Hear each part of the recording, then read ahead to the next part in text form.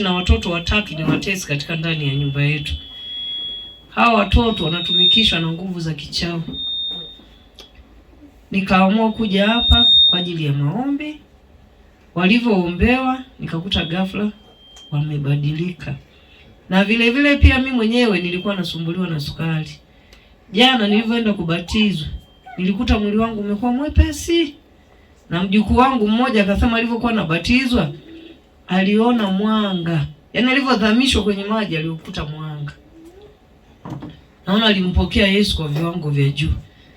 Vile vile pia mimi nimependezwa na eneo hili kwa ajili ya maombi. Amen. Nimependezwa sana kwa ajili ya maombi.